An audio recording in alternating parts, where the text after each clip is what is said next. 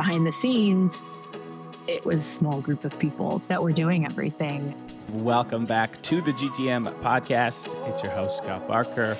I want to know how this insane growth actually happened.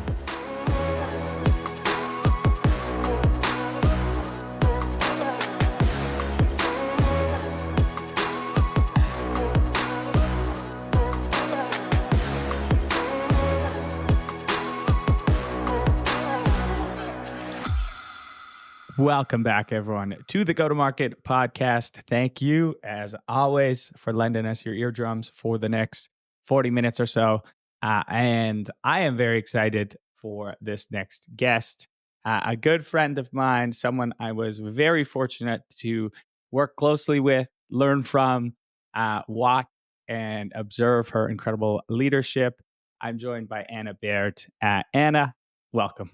Hey, Scott. So good to see you and hear you. Likewise. It has been a long time since we've been able to catch up. So this podcast is always such a great excuse to catch up with people I haven't talked to in a while. I got to ask first, I know you're a big hiker. Have you gotten out into the woods lately? Yeah, no, I'm on the California coast now, so I get to hike on the water, which has just been incredible. So yes, definitely getting out there. Did a New Zealand trip, did a little hiking in New Zealand too, which was also awesome. So absolutely still getting out there. Fresh air it replenishes the soul. Yes, we all need those things that replenish our soul. I've been really into hot yoga these days for the last couple months. I'm like completely obsessed with it right now. It looks horrible. It looks like torture. It looks like torture to me. So I don't like to be hot as it is. I can't have to go. I'm going to intentionally go to yoga in the hottest room possible. It's bizarre. It's bizarre because it's also super hot outside in Vancouver, and then I go into a little hot room and sweat even more. But I don't know. It's turned into my temple and my therapy, so I got to get it done. All right. So for folks who are not familiar with Anna, I'll do a super quick bio and maybe get you to add a little more color to it. But so Anna, of course, was the CRO of Outreach while I was there, but actually started out in accounting, which is a somewhat rare path to a CRO position. But even way back then, you were kind of in this, tech ecosystem. You were helping companies with their IPOs. I believe there was a small little company in there called Google that you helped with their IPO, which is pretty cool. And really spent your entire career in tech. From there, you became an SVP, sorry, at McAfee. And then McAfee was sold to Intel. And at that point decided to, hey, maybe I want to go work at a startup and see how these things start really at the beginning. What does like 0 to 1 look like? What does 0 to 10 look like? And so became a CFO and then a COO and then finally, of course, a CRO. And now, we were just catching up before this.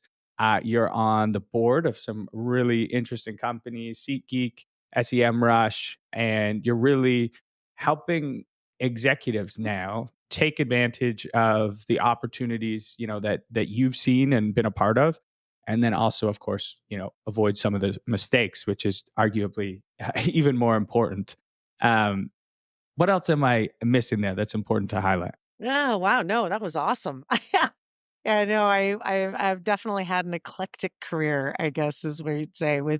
I was a partner at KPMG, so that was the accounting side. I was there for 17 and a half years and worked with amazing companies like Google and Intuit and Oracle and others, and had started my career there, and then finally left and did the McAfee thing. And then it has been fun this last, I don't even know how many years it's been now, but to help build from the ground up to say, how do you build the foundations that truly scale, that create a successful business? And it's one of the things that I love and that I'm passionate about. So very fortunate to be able to be on some boards now and helping those executives and others that I work with kind of figure some of that stuff out faster than I did, hopefully.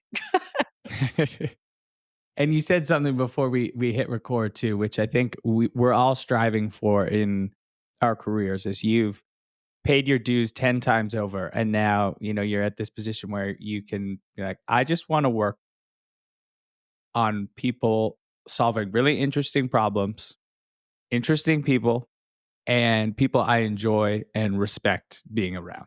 And I think that's a testament to the career that you've built to be fortunate enough to, be in that position, because it takes a lot of time, energy, sweat to get to have the luxury of that I guess thought process. Thank you. It is comes a point in your career is like I call this my giving back phase. It's like, you've done all these things. It's like, and how do you give back to help others too? So I am fortunate that I get to do what I'm doing. So I really love it. I thought I would love it. I really love it.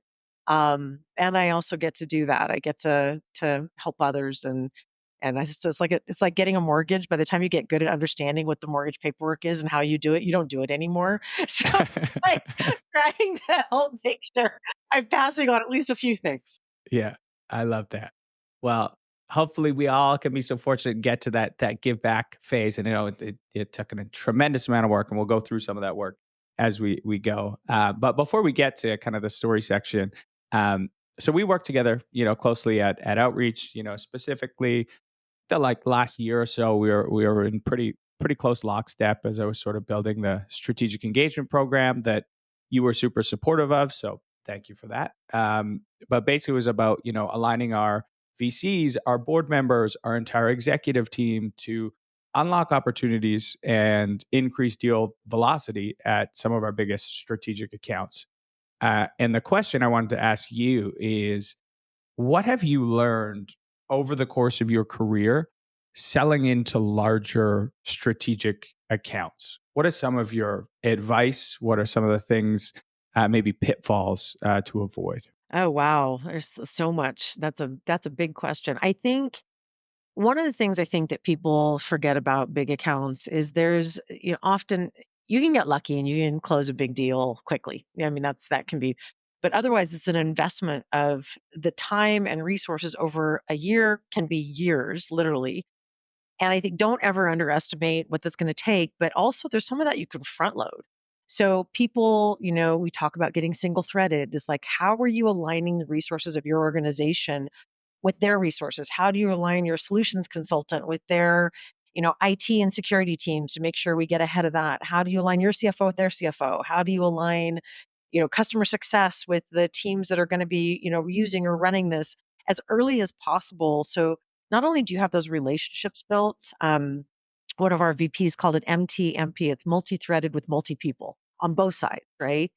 The bigger the organization, the more of that you need.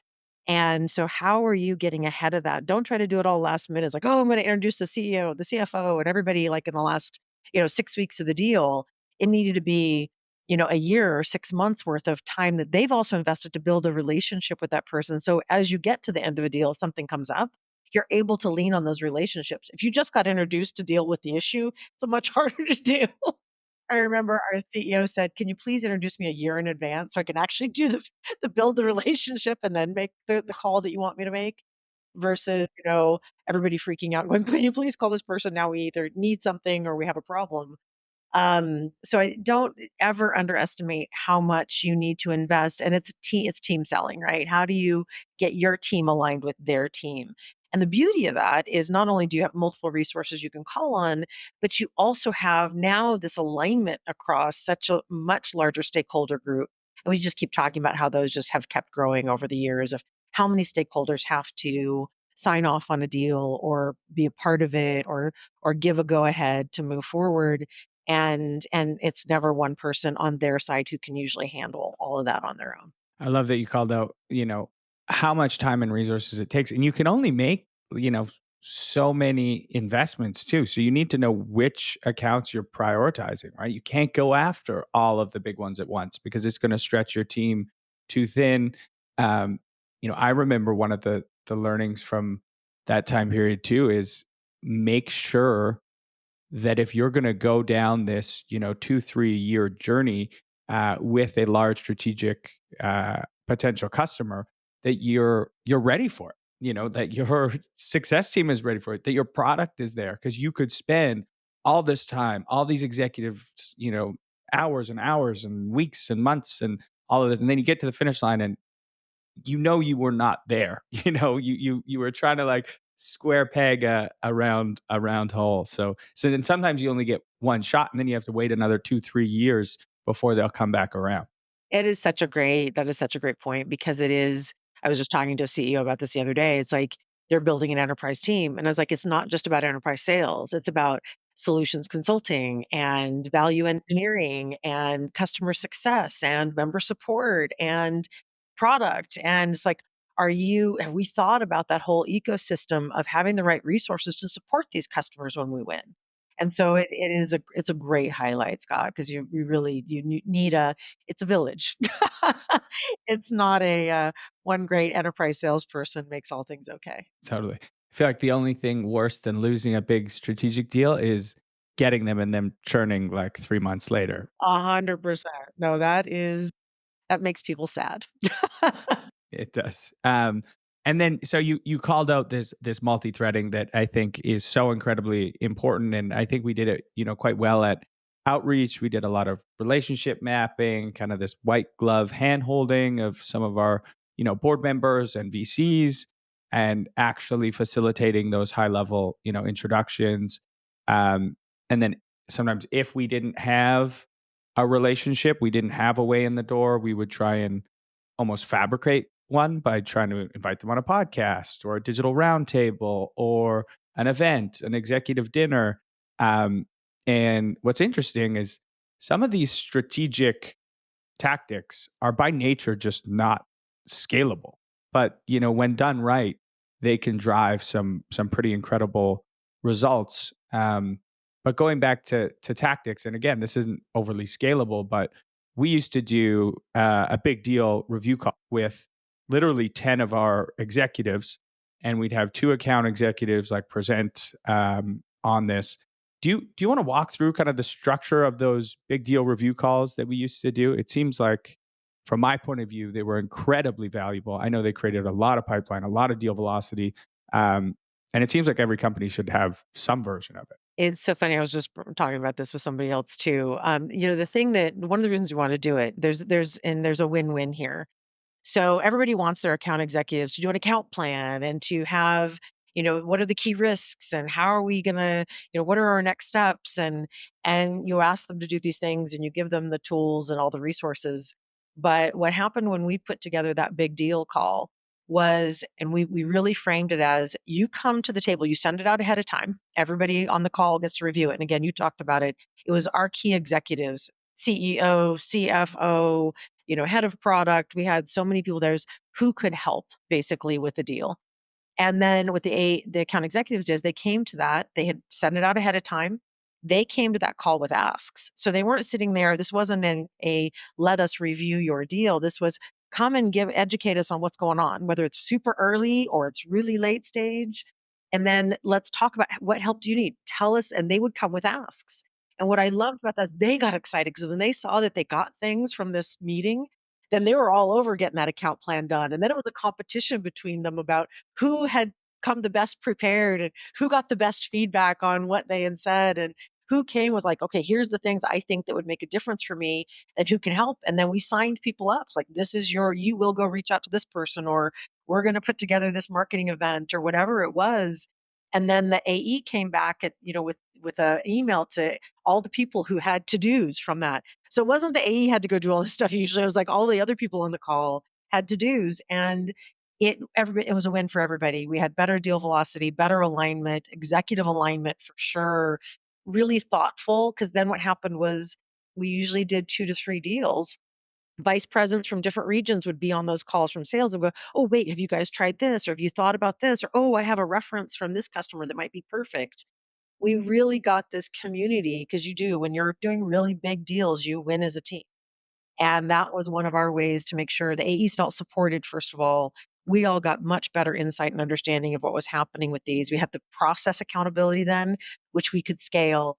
And everybody got so excited about it. And the people who owned those deals are the ones who want to be excited about it, that they came so prepared that made them better at their jobs, right? So I love it for so many reasons. And this isn't, again, not an inspection. This isn't like you will come and I'm going to ask you hard questions and we're going to, put you on the spot. It's you come tell us, what do you need? And they learned from each other. They learned from other leaders at the organization. They got support from an executive team across multiple functions. It did us a ton of good.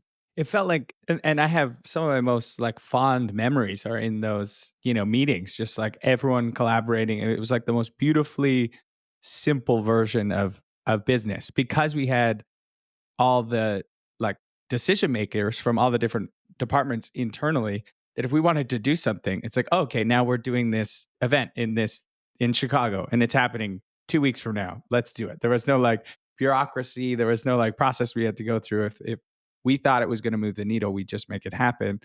And I feel like it really empowered the reps too to like, it was very much, you're the captain. We're here to work and serve you. And it was really that mentality, which was very cool to see. I like servant leadership. So I think it's the only effective long-term strategy. Builds an incredible amount of loyalty. Last question on this topic. Because now you're on these boards, I'm sure you get some asks. And as an executive and now a board member, when someone comes to you with an ask, let's say it's to introduce them to someone in your network, how do you propose they do that? What should they come prepared with? And when are you like rolling your eyes or being like, well, I'm never going to do that? And when are you like, you know what, this makes sense. I'm going to do that, because you are withdrawing from your relationship bank with this other probably very important person. yeah, no, it's a great question. I it's all about preparation, right? So how is somebody coming to the table and saying, okay, here's what's going on with us. Here's what we're looking to try to accomplish. We understand you might have this relationship. How do we prepare you to make an ask? Here's what we'd like. Versus going, hey, I hear you know this person. Can you introduce me? So this the difference of that. It's when they say luck is when preparation meets opportunity. But come give me all the preparation that I need to be successful in that conversation. And we used to do this with our board members. It's like, okay, here's a brief on here's what's going on, because they don't have all the background, right? How do you come with the best set of facts that you can to make sure that I'm going to be successful in the ask that you have? So that's probably the biggest one, is just coming in and like no background, no, it's like, hey, can you just introduce me? It's like, no, I can't just introduce you, but I can give a thoughtful introduction and a warm introduction if I've got the facts. Context is so incredibly important. And then also loop back and tell them, how it happened once you've made the introduction. And then, the last thing I'll throw in there from, asking Ralph de la Vega, chairman of AT&T, who was on our board for things, he would like, how do I make this? Let's strategize on how I make this ask a give. Like, what can we do? Can we create something so that I'm inviting them to something versus, withdrawing? Let's make it a deposit. And it only takes another 20 minutes of thinking creatively about it, No, he was actually really great at that, of pushing us to go, how do we turn this into I'm inviting them to something versus asking them for something? And I think that it was such a great way to look at things and think about it. And it takes, an extra few steps, but also makes it a much easier, much more positive. It's like, oh, we're going to have a dinner and Ralph's going to be there. And could you come too? And, whatever it ended up being, it was a great way to really turn and ask into, hey, I've got this opportunity. I thought you might be interested. I think that's a great takeaway for everyone. Whatever ask you're about to make, because we all have to make tons of them every day. See if you can turn it into a give of some sort. So before we kind of get into the main story, which is going to be around kind of a product launch gone awry, misaligning product and go to market, I heard a rumor that someone told me that you had someone tell you, I don't know when in your career this was, that you would never ever be a CFO. And looking back, I mean, that's pretty funny. How did you handle it at the time? Well, what's worse is I lived in the South Bay in California, in San Jose, and this person was at a big recruiting firm in San Francisco, and they asked me to drive up. So somebody had introduced us, a warm introduction from, so I was like, oh my gosh, she's great. I think she's going to look at CFO roles. She'd love to talk to you about this. Or like, yeah, great, come up to my office. So going from San Jose to San Francisco, it's like can be multiple hours of drive, but usually an hour and a half to 2 at least. So I drive all the way up there. I walk into this office. He's 20 minutes late. I'm sitting there for quite a while. He walks in, sits down, and says, "Look, I know this is what you want, but you're never going to be a CFO. You just don't have the right background. So maybe there's something else you could do, but let me know what else it is you want to do." And he walked back out, and I went home. Wow. I was like, not only was it like you will never be a CFO, but it was like I drove over 3 hours for 10 minutes of conversation. Yeah, so it was really kind of funny. And it hits you, it's a blow, right? You're like, whoa, okay, maybe I am thinking about this wrong. Maybe what is and he made some comments about why I wasn't gonna be a CFO with a couple things in my background, but I'm like, okay, I hear him, but I see other people who are in this role who don't exactly have that background either. So I think he's blowing some smoke and is just trying to be whatever. Big man on campus. And so I obviously went and became a CFO and then multiple times a CFO and then a COO and a CRO. And what's funny, I was telling Scott before this call is he actually reaches out he doesn't remember that we had this conversation. He reaches out to recruit me all the time for roles. And I just don't respond. Like try not to, be negative, but his name pops up and I'm like, it makes the hair on the back of my neck stand up. Like, oh. And I will never forget him. And he doesn't realize that I will never forget him. Well, maybe he listens to this podcast and finally puts it together. Well, I'm very happy you've proved him incredibly wrong 100 times over. And sometimes, those moments of call them the negative moments sometimes are that fuel that we need. I bet that drive home you were like, pardon my French, this motherfucker. Yeah, no, there's definitely been I'm gonna show you. But I think it's just also that lesson that don't listen to other people, right? They come from a very particular perspective. And if you're gonna listen to one, you better go talk to 20, right? Because then you should get 20 perspectives. And it was funny. I had other CFOs of major public companies going, "You need to go be a CFO," and then this guy's like, "No," and so it's a lesson learned on some advice you should just throw back out wherever it came from. Yeah. Yeah. It's just a data point, and there's a lot of other data points out there. Um, all right. Now I want to transport you back in time to a particular moment where you are facing a struggle where your product launch and your go to market motion is not in sync. It's not in line at all. And walk me through kind of that time period, paint the picture, and then we'll kind of wrestle with the learnings from it. Well, yeah, I know it was, I was working at this company, and which shall remain nameless, and we had this great idea for a new product offering. And we were still young in our journey as a company, but one of the things that we talked about was, we should have a business case. We're making a big investment to build something new. We need to have a business case around what is it that this product will do as we think about, go to market, revenue, retention. What is it going to do for us? And then how do we look at milestones to make sure we're achieving that? And so again, this is early in our life cycle as a company. We didn't end up doing a business case. And we built something. We had a very strong view that this, what we were going to build was just something. It was like the field of dreams. If we build it, they will come. And that's a beautiful thing to believe. And it's easy to convince yourself. It's one of the things I say is don't sell to yourself because that's the worst thing ever.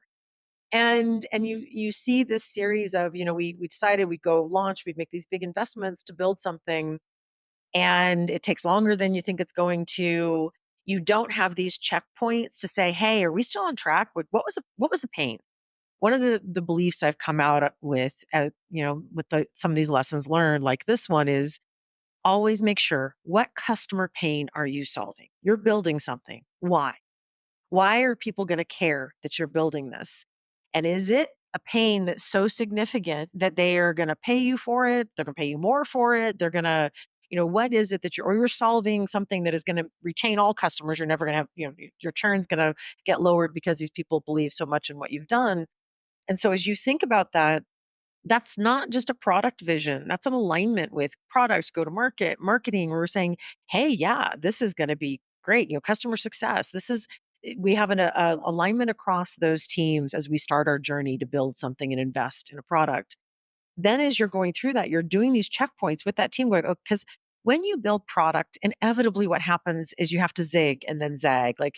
Something didn't quite work the way you thought it was going to, and you need to build a little bit differently than you thought. And then there was another thing and you built. And sometimes what happens is by the time you get to the end, it doesn't look anything like the thing you thought you were going to build to solve the pain. And I think that was the experience we had. We had zigged and zagged. We didn't have alignment across these teams. We didn't have checkpoints.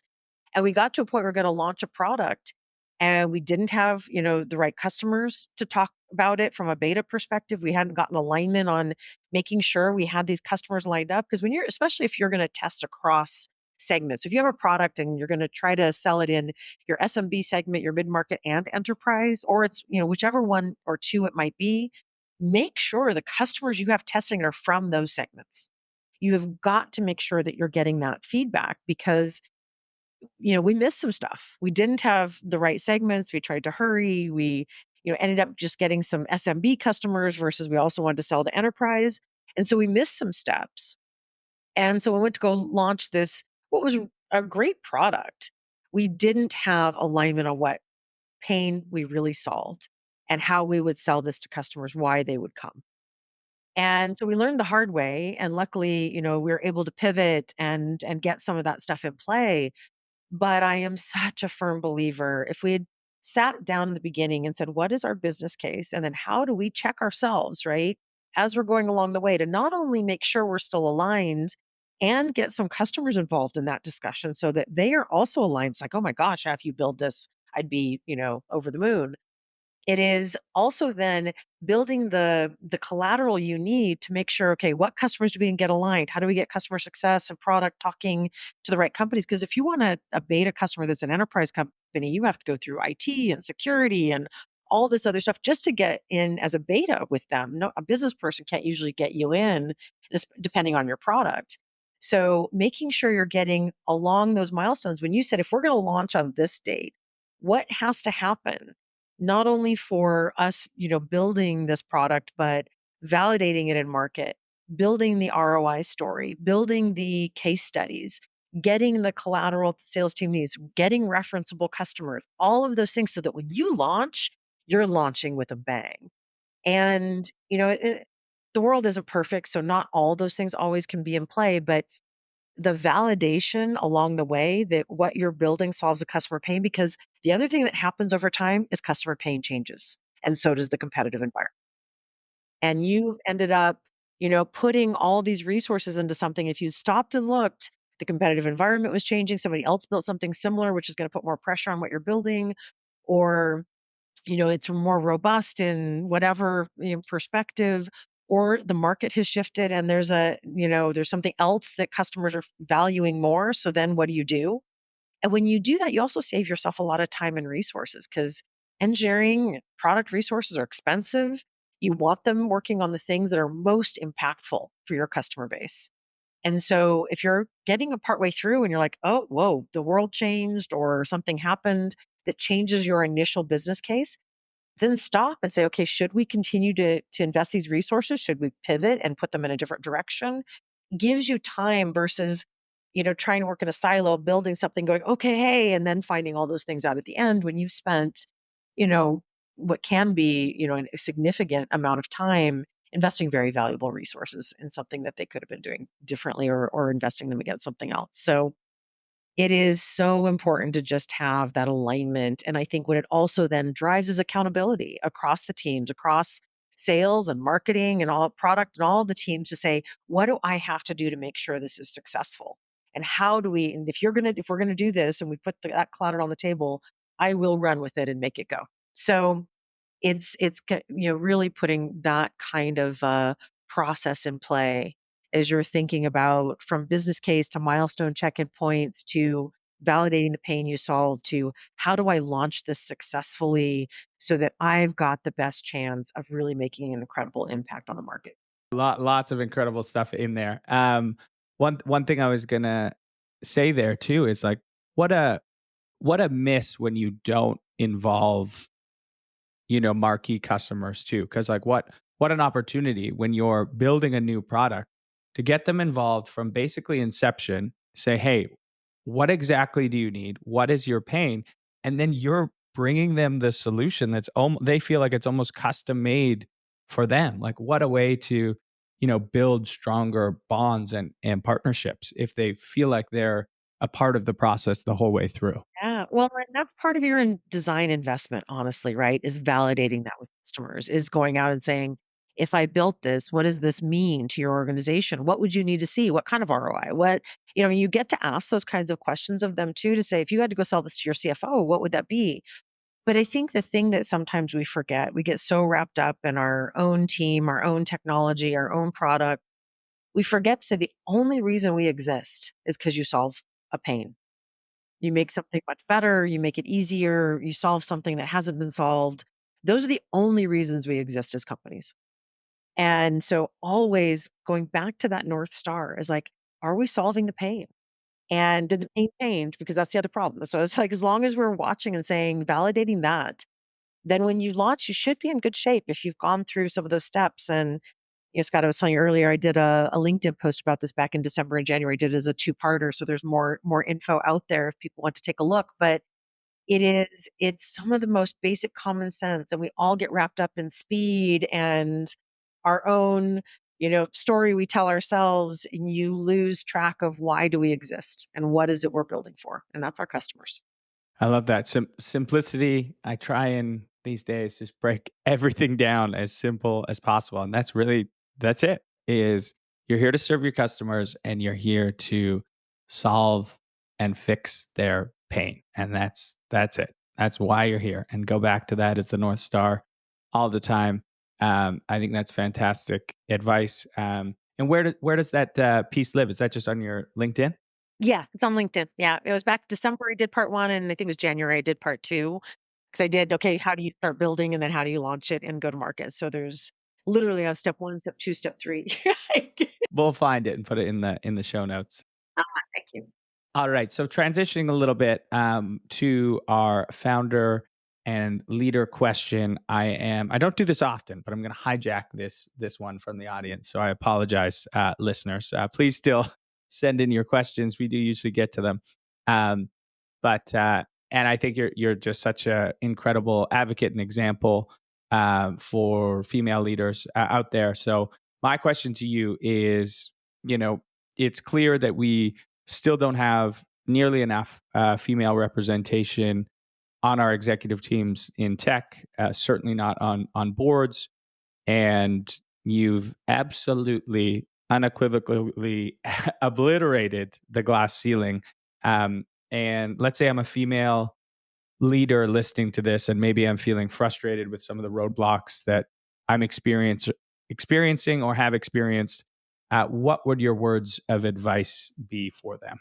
Oh, I think the resilience, it's a little bit to your example of somebody telling me I'd never be a CFO. And honestly, I don't know if they would have told a man that who had the same background I did. So just to put that point out there, it's the resilience. A lot of this is going to be your willpower and your ability to take some hard lessons and turn them into something positive. But in all of that, if you're running into roadblocks, I think you also have to look at who you're surrounded by. We need to make sure that we are putting ourselves in positions and companies and organizations that recognize and support the view of diversity and also coaching and mentoring. I mean, I failed at bringing people in because I thought they'd be a great addition and incredible background and diverse background, but they had a little bit of a different profile from companies they'd been at or something. And I was like, oh, they're going to come here and do great. But you don't give them the right support. They didn't have quite all the background. Maybe they came from a big organization that wasn't as fast paced as yours, or they came from a different, vertical that they didn't understand tech as much because they came from a financing, background or whatever. And you don't invest in giving them the resources and understanding of how to be successful in the areas that they don't have quite aligned to, what you were thinking of from an experience perspective. Make sure you're doing this for yourself first, right? How do you ask to make sure that you're filling in any gaps so that you can be as successful as possible? And when you first take on something or start something, is the best time to ask. And then do it for others, to pay it forward for other women, for other people in organizations. How are you making sure you're setting them up for success? How are you encouraging diversity? How are you trying to hold off on that hire to make sure you get more diverse candidates in before you just pull a trigger on, someone that you saw? It is there's a whole system here of not only making yourself successful and asking for things that you think will make you successful, surrounding yourself by people who view the world the way you do, because if they really don't, you will keep banging your head against a wall. I mean, it is difficult to change people's views. And I would encourage, and I've seen a lot of women who've come talk to me and they're like, this is what I'm being told, or this is what I see. And I'm like, then you need to go work somewhere else, honestly. And that's okay, right? That also shows people that is like, if you aren't an organization that is open to diverse thoughts and diverse backgrounds and ideas, it's not probably part of an organization that the best talent in the world is going to want to be a part of either. And that's not just diverse talent. That's, men and white men and others. Everybody wants to work for a place that they feel like has a great foundation of being open to innovation and ideas and different perspectives. And I think the younger generation, even more so, because that's how they grew up, right? They grew up with social media and all this, and such they're more diverse thinkers than my generation by a long shot, and they're going to expect this from employers. So if employers want to attract that talent, they have to create that culture. And that is something I think that we should all hold our employers accountable for. Could not agree more. Excellent advice, and thanks for sharing. I know that will help a lot of folks. Okay, final two questions before we wrap this up. I always keep these the same. They are intentionally vague, so you can take them anywhere you want. You can either reiterate something we already talked about, or take it in a completely different direction.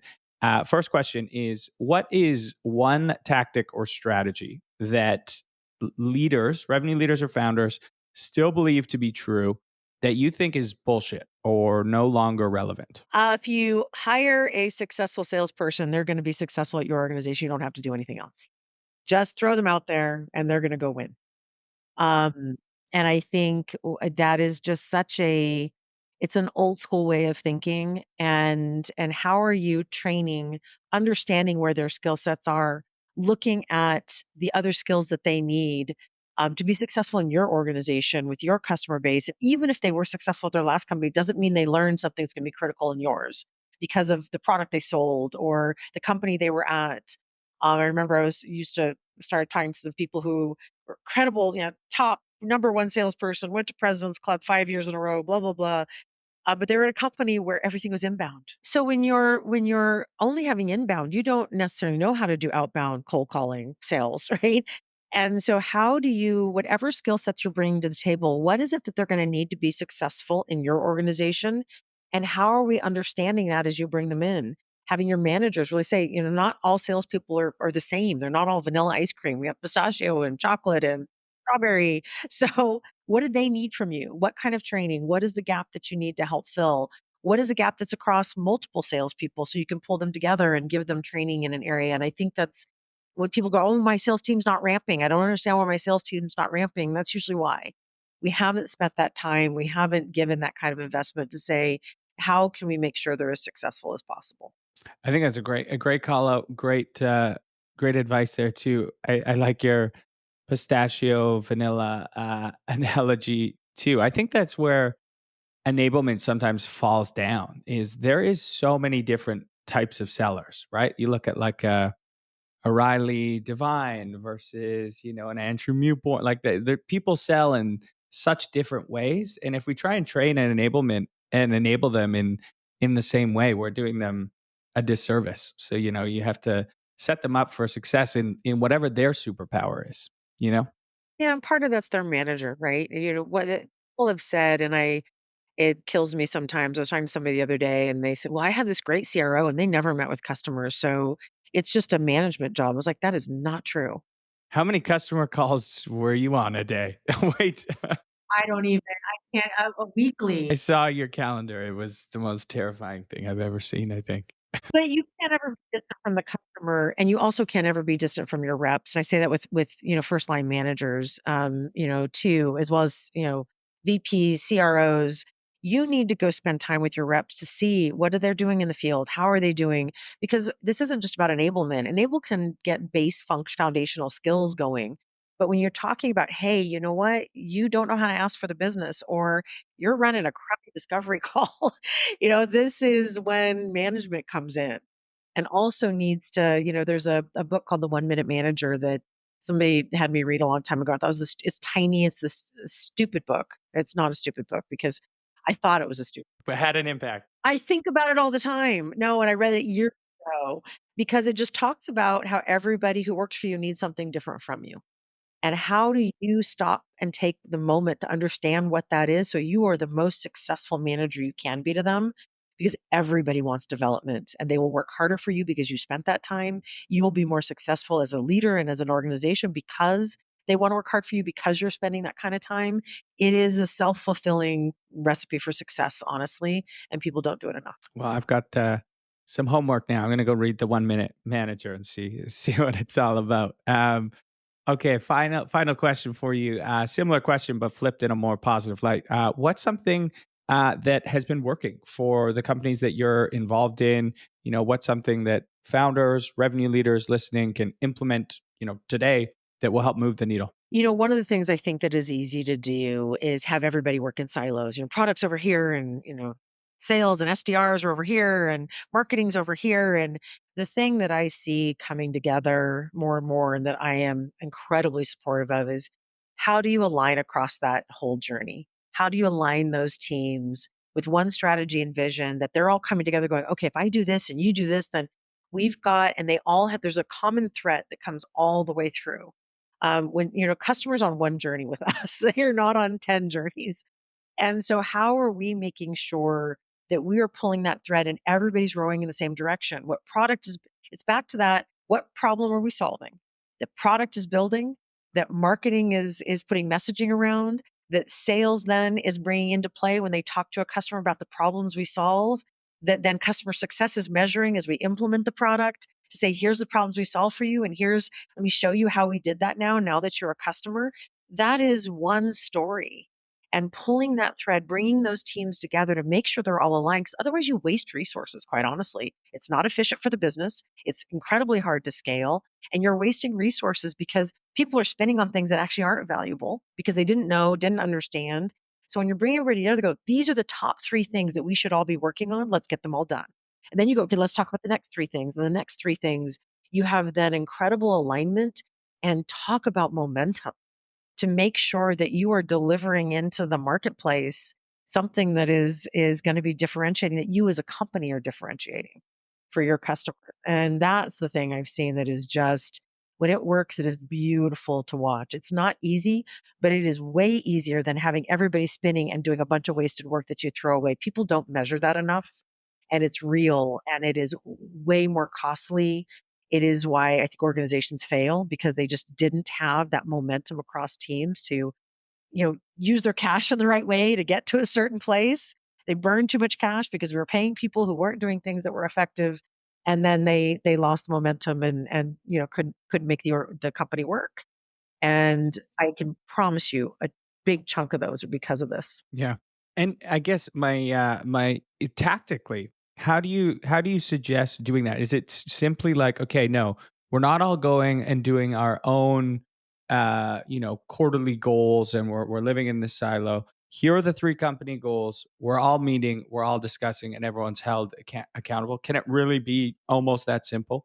It really can. I mean, you have to. So, what is the again, back to your strategy in the market? Are we all aligned on what our strategy is in the market? What is the pain we solve? Why do we exist? Right? What is it that we want to tell customers that we do? And then you said, okay, what are our goals this year around achieving that strategy or moving, another step forward on that strategy? And then you're saying, okay, for each of our teams, then what does that mean? How are we going to focus? And you're bringing that team together.